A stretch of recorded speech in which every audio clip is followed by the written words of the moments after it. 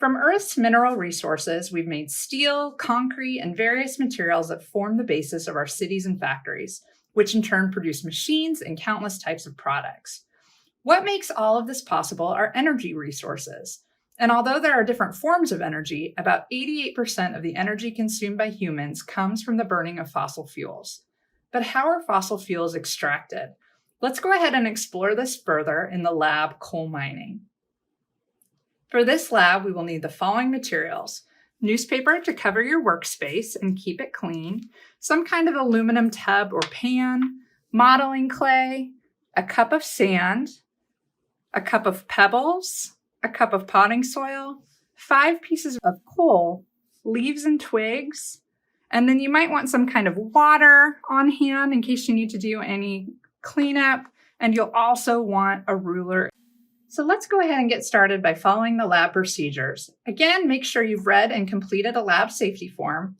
Then we're going to go ahead and go online and research the differences between strip mining, underground mining, and mountaintop removal. Record your research in your science notebook. You'll be using one of these mining techniques to extract coal from a model hill. Next, we're going to use an instruction sheet that can be found online to build that model hill that will contain our coal deposits. To start, make sure you've got your workspace covered with newspaper to catch any spills. And next, place your aluminum tub or pie pan on the newspaper, and we're going to cover the bottom with the soft modeling clay. So now we have covered the bottom of our aluminum tub with a hill shape using our soft modeling clay. And our next step is to place 5 pieces of coal into the clay. We'll go ahead and do that.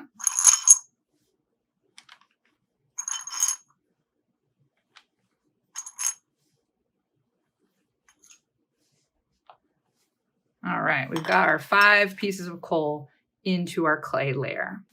Next, we'll pour our cup of pebbles over the coal and clay to completely cover it.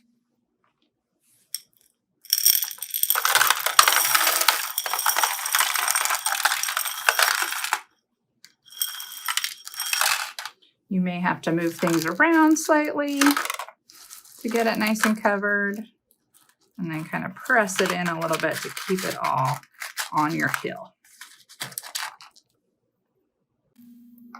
Next, we'll cover our 1 cup of pebbles with our 1 cup of sand. If you have a hard time keeping your sand in the shape of the hill you created, add a little water to the sand to help hold it together.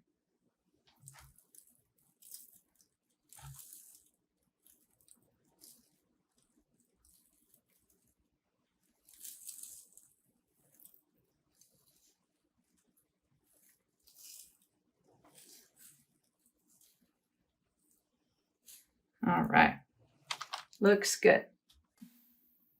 Next, cover the sand layer with the 1 cup of potting soil.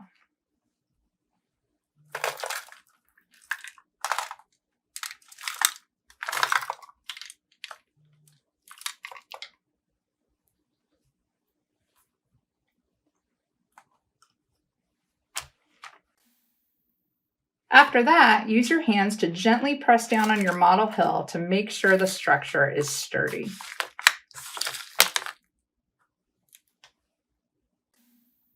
Finally, stick your leaves and twigs in your hill in an upright position. Don't just lay them flat on top of the soil.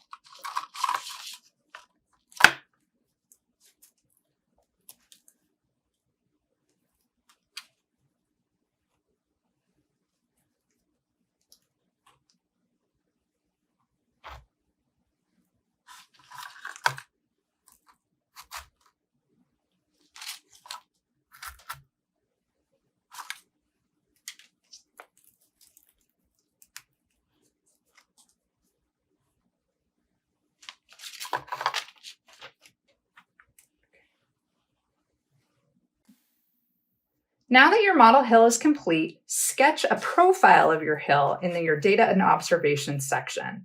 Then we're going to use the ruler to measure the dimensions of our hill, and we'll record those dimensions on your sketched profile.